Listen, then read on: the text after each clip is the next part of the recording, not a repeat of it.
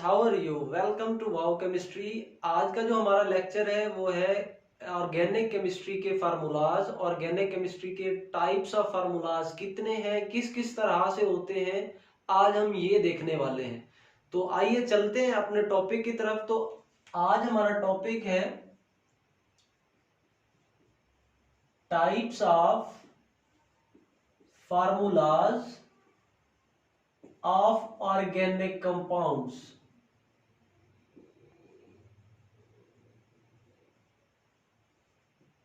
तो इन फार्मूलाज की टाइप्स को हम सबसे पहले लिख लेते हैं कि कौन कौन सी हैं और कितनी है।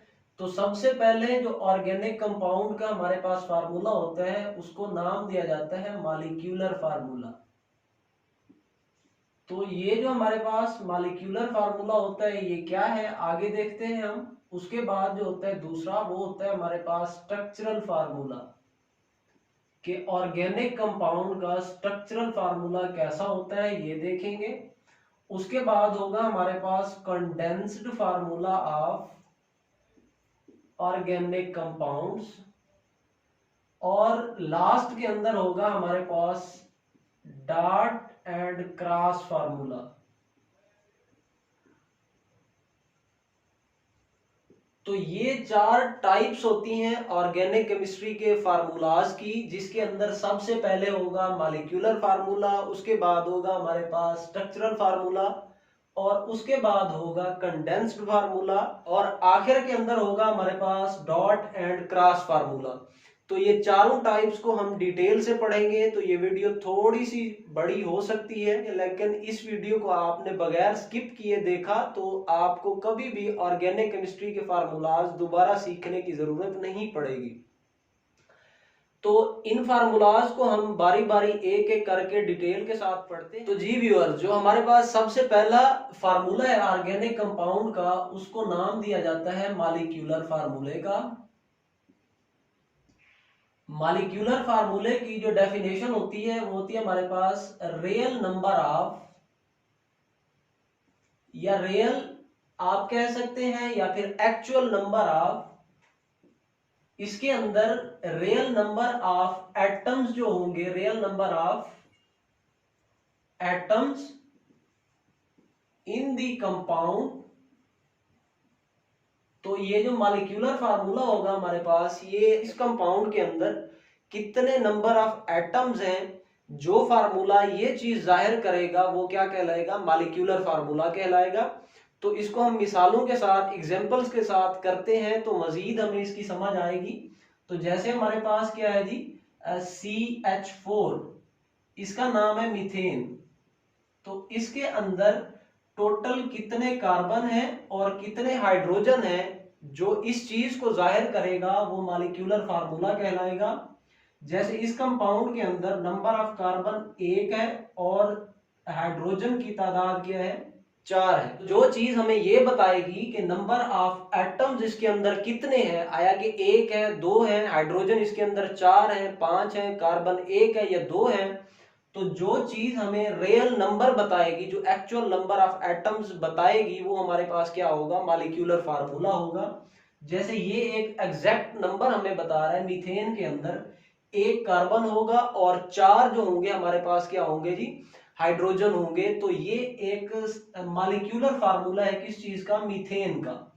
तो ये मीथेन का जो है मॉलिक्यूलर फार्मूला है। इसी तरह एक और एग्जांपल है हमारे पास के C2H6।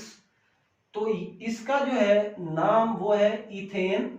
तो जो चीज हमारे पास ये बताएगी कि टोटल नंबर ऑफ कार्बन कितने हैं, टोटल नंबर ऑफ हाइड्रोजन इस कंपाउंड के अंदर कितने हैं, तो वो हमारे पास कहलाएगा मॉलिक्यूलर फार्मूला।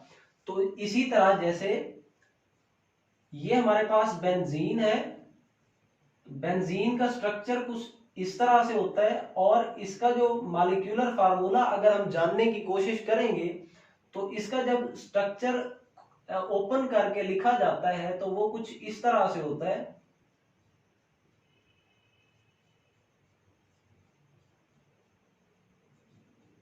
तो इस बेंजीन के अंदर जब हम नंबर ऑफ कार्बन और हाइड्रोजन को काउंट करते हैं, जिस तरह इसके अंदर कार्बन हम पहले काउंट करते हैं 1 2 3 4, 5 और 6, इसके अंदर C6 है, मतलब 6 इसके अंदर टोटल कार्बन है। और उसके बाद हाइड्रोजन को काउंट करते हैं, 1, 2, 3, 4, 5 और 6, इसके अंदर 6 हाइड्रोजन है। तो जो फार्मूला हमें रियल नंबर ऑफ कार्बन और रियल नंबर ऑफ हाइड्रोजन, यानी टोटल नंबर ऑफ कार्बन और टोटल नंबर ऑफ हाइड्रोजन जो चीज जाहिर करेगी, वो हमारे पास होगा मॉलिक्यूलर फार्मूला। तो उसके बाद जो हमारे पास नेक्स्ट टाइप है वो है जी स्ट्रक्चरल फार्मूला। तो स्ट्रक्चरल फार्मूले को देखते हैं कि वो किस तरह हम लोग फाइंड कर सकते हैं, किस तरह लिख सकते हैं।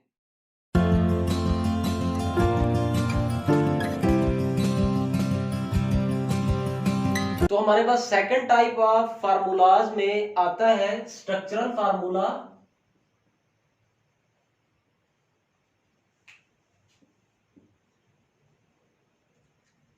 इस स्ट्रक्चरल फार्मूले के अंदर क्या होगा कि स्ट्रक्चरल फार्मूला हमें एग्जैक्ट अरेंजमेंट ऑफ एटम्स बताएगा। एग्जैक्ट अरेंजमेंट एटम के साथ साथ और एक चीज ये बताएगा कि हाइड्रोजन और कार्बन के दरमियान और कार्बन कार्बन के दरमियान जो बॉन्डिंग है वो किस तरह की है। ये सारी बॉन्डिंग को ओपन करके दिखाएगा। स्ट्रक्चरल फार्मूला ऐसा फार्मूला होता है जिसके अंदर कार्बन कार्बन के दरमियान बॉन्डिंग और कार्बन की हाइड्रोजन के साथ बॉन्डिंग जो होती है वो वाजे की जाती है।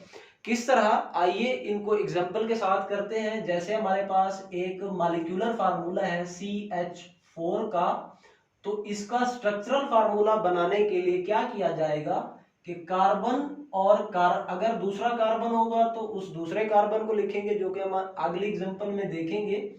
अगर हमारे पास इस तरह का मॉलिक्यूलर फार्मूला है, हमने इसका स्ट्रक्चरल फार्मूला लिखना है, तो इसको क्या किया जाएगा कि इसके हर बॉन्ड को अलग-अलग करके लिखा जाएगा, हर बॉन्ड को ओपन करके लिखा जाएगा। तो जैसे ये कार्बन है, एक यहाँ पे हाइड्रोजन है, एक यहाँ पे, तो इस तरह ये चारों के चारों हाइड्रोजन, यानी कि इसके अंदर क्या होगा, कार्बन और हाइड्रोजन के दरमियान की जो बॉन्डिंग है उसको क्या किया जाएगा, जाहिर किया जाएगा। इसी तरह हमारे पास एक और एग्जांपल है CH2। तो ये एक हमारे पास एक और टाइप्स ऑफ फार्मूला है।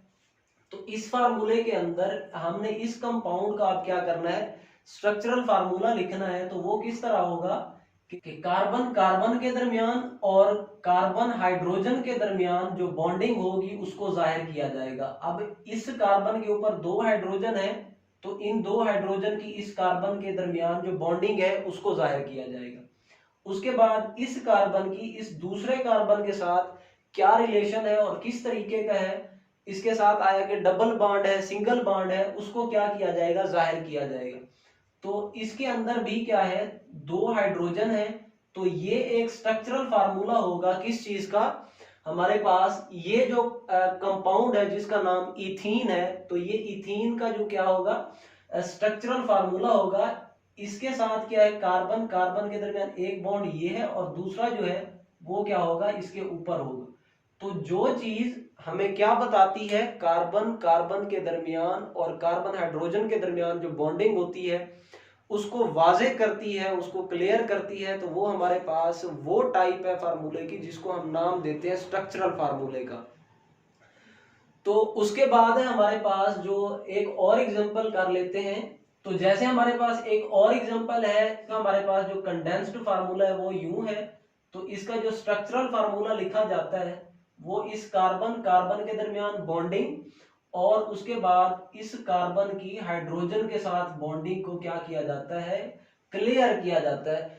तो ये हमारे पास क्या है, स्ट्रक्चरल फार्मूला ऑफ इथाइन होगा, जिसके अंदर तमाम के तमाम बॉन्ड जो है, बॉन्ड की अरेंजमेंट जो है, जो तमाम उसके अंदर बॉन्डिंग होती है उसकी अरेंजमेंट क्या की जाती है, वाजे तौर पे लिखी जाती है कि किस कार्बन के साथ, किस हाइड्रोजन के साथ, किस एक दूसरे के साथ उनका लिंक किस तरह का है और किस तरह की बॉन्डिंग कर रहे हैं, इसको वाजे किया जाता है। तो उसके बाद है हमारे पास नेक्स्ट टाइप ऑफ फार्मूला जिसका नाम है कंडेंस्ड फार्मूला। तो उसको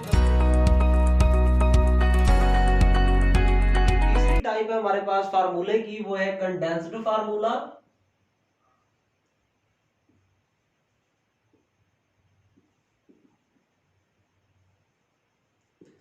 जो कंडेंस्ड फार्मूला होता है उसके अंदर क्या होता है, जैसे कंडेंस्ड आपको वर्ड से भी समझ आ रही होगी कि कंडेंस्ड का मतलब क्या होता है, थोड़ा सा सुकड़ जाना। उस फार्मूले को जो हमने स्ट्रक्चरल फार्मूला बनाया था उसके अंदर सारी की सारी चीजें हमने वाजे करके लिखी थी। हर कार्बन का कार्बन के दरमियान बॉन्ड वाजे लिखा था, कार्बन और हाइड्रोजन की बॉन्डिंग जो थी वो भी वाजे लिखी थी।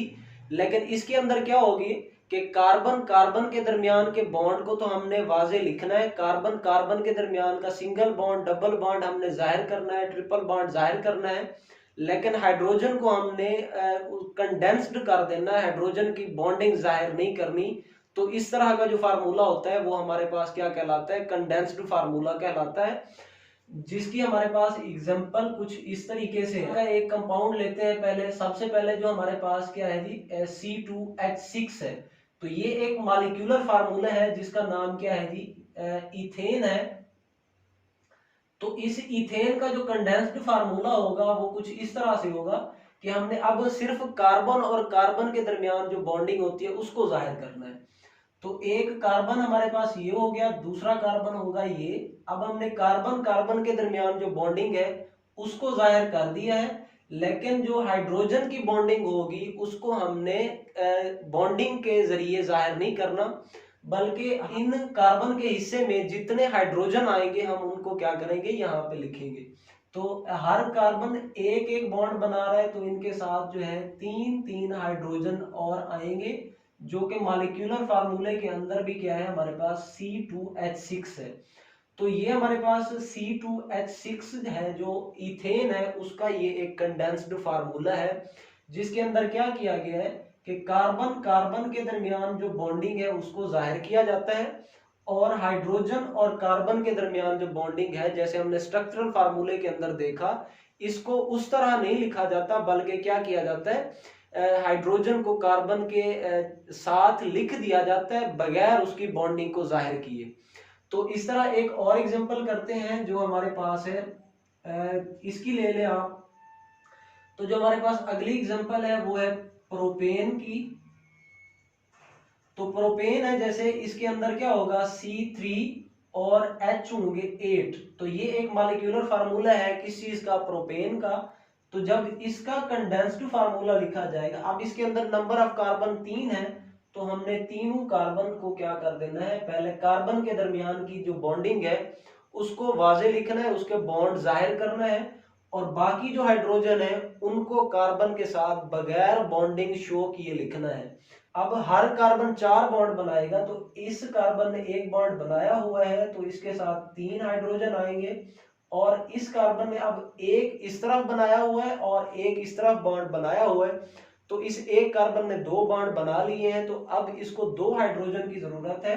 तो जो 2 हाइड्रोजन होंगे वो इसके साथ आएंगे, और इसी तरह 3 हाइड्रोजन जो है वो हमारे पास लास्ट कार्बन के पास आएंगे। तो ये जो फार्मूला लिखा हुआ है ये हमारे पास एक कंडेंस्ड फार्मूला है किस चीज का, प्रोपेन का। तो इस तरह जो है एक कंडेंस्ड फार्मूला लिखा जाता है, और उसके बाद है हमारे पास डॉट एंड क्रॉस फार्मूला।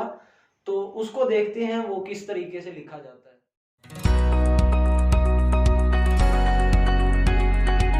उसके बाद हमारे पास आखिरी टाइप है फार्मूलाज ऑफ ऑर्गेनिक कंपाउंड की, जिसको क्या नाम दिया जाता है, डॉट एंड क्रॉस फार्मूला। और इसको एक और भी नाम दिया जाता है electronic formula. Dot and cross formula किस तरह लिखा जाता है इसको हम एग्जांपल से क्या करते हैं, समझते हैं। तो जैसे आपको इसके नाम से भी जाहिर हो रहा होगा कि डॉट एंड क्रॉस, डॉट जैसे हमारे पास एक नुक्ता होता है, क्रॉस क्या होता है कि जैसे हमारे पास मल्टीप्लिकेशन का या जैसे क्रॉस का निशान लगाया जाता है उस तरीके से होगा। तो इसके अंदर जैसे हमारे पास क्या है जी, इसको समझने के लिए स्ट्रक्चरल फार्मूले को देखते हुए हम आसानी के साथ समझ भी सकते हैं और समझा भी सकते हैं किस तरह। तो इस स्ट्रक्चरल फार्मूले को देखते हुए हम क्या करेंगे, इसका डॉट एंड क्रॉस फार्मूला लिखेंगे। वो किस तरीके से होगा कि अब जो है एक जो बॉन्ड होता है हमारे पास, जो एक बॉन्ड होता है इसके अंदर दरअसल 2 इलेक्ट्रॉन होते हैं। कि अगर एक बॉन्ड है तो इसके अंदर एक जो इलेक्ट्रॉन होगा वो एक एटम का होगा, और दूसरा जो इलेक्ट्रॉन है वो दूसरे एटम का होगा। जैसे हमारे पास क्या है यहाँ पे H2 की, पहले मैं आपको एग्जांपल दे देता हूँ। तो इस H2 के अंदर क्या होता है कि एक जो इलेक्ट्रॉन है वो इस एटम का है और दूसरा जो इलेक्ट्रॉन है वो इस एटम का है। तो हम इन दोनों इलेक्ट्रॉन को मिलाकर क्या करते हैं, एक बॉन्ड बना देते हैं। तो अब इसके अंदर भी इसी तरह करना है। आपने इनके दरमियान क्या करना है, इसके दरमियान, इस कार्बन के दरमियान और हाइड्रोजन के दरमियान जो एक बॉन्ड है, इसके अंदर 2 इलेक्ट्रॉन है, तो इनको आपने इलेक्ट्रॉन को वाज़े लिखना है, ना कि बॉन्ड को लिखना है। तो किस तरह होगा कि एक, अब जैसे एक चीज को आपने यहाँ पे एक कार्बन लिखी, तो इसके जो चारों इलेक्ट्रॉन है आप क्या करते हैं, क्रॉस से जाहिर करवाते हैं कि ये इसके जो 4 इलेक्ट्रॉन है वो, ये क्रॉस जो है ये इसके 4 इलेक्ट्रॉन कहलाएंगे। तो उसके बाद इसके साथ मिलने वाला जो हाइड्रोजन होगा, इसके जो बॉन्ड होंगे, हम इसको, इसके जो इलेक्ट्रॉन होंगे इसको क्या करेंगे, डॉट से जाहिर करेंगे। तो इसके अंदर जो इलेक्ट्रॉन है हाइड्रोजन के डॉट से और कार्बन के हमने क्या किए, क्रॉस से जाहिर करवाए। तो इसलिए ये फार्मूला जो कहलाएगा वो डॉट एंड क्रॉस फार्मूला कहलाएगा, किस चीज का, मीथेन का। तो इसी तरह अगला है हमारे पास, जैसे इथेन है, CH2 है, तो इसका जो स्ट्रक्चरल फार्मूला है वो इसी तरह जब खोल के लिखा जाता है तो यूं होता है। तो इसके बाद इसका जो डॉट एंड क्रॉस फार्मूला बनेगा कि एक कार्बन है हमारे पास और दूसरी कार्बन है। तो आपने क्या किया है कि इस कार्बन, अब जो है एक इलेक्ट्रॉन, अब इसने, इसका आपने क्या करना है कि एक को आपने चेंज करना है कि ये डॉट, ये क्रॉस है हमारे पास, तो यहाँ पे डॉट आएगा, यहाँ पे डॉट है तो यहाँ पे आ गया क्रॉस। तो अब यहां से क्या होगा कि अब आपने क्या कर दिया है, इस कार्बन के इलेक्ट्रॉन्स को आपने क्रॉस से जाहिर करवाया है। तो हाइड्रोजन के इलेक्ट्रॉन डेफिनेटली जो होंगे वो क्या होंगे, वो क्या होंगे जी, सारे डॉट वाले होंगे।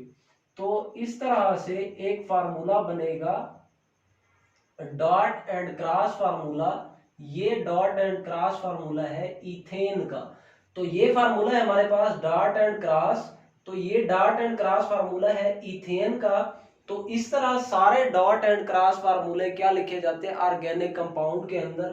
तो आपको अब किसी भी तरह का जो है फार्मूला कहा जाए एक चीज का, कि आप डॉट एंड क्रॉस फार्मूला बनाए इथेन का, प्रोपेन का, तो जब हम ऑर्गेनिक केमिस्ट्री को पढ़ते हैं तो इन ऑर्गेनिक केमिस्ट्री को पढ़ते हुए बहुत सारे हम देखेंगे कि फार्मूलाज की टाइप, तो ये सारे के सारे फार्मूलाज आपको ऑर्गेनिक केमिस्ट्री को समझने से पहले याद रखने होंगे। तो उम्मीद करता हूँ आपको ये वीडियो अच्छी लगी होगी। तो काइंडली हमारे चैनल को सब्सक्राइब करें और साथ में दिए गए बेल आइकन को भी प्रेस करें, ताकि आपको हमारी हर नई आने वाली वीडियो का नोटिफिकेशन बर वक्त मिलता रहे। तो मिलते हैं अपनी नेक्स्ट वीडियो के अंदर, तब तक अपना ख्याल रखिएगा। अल्लाह हाफिज।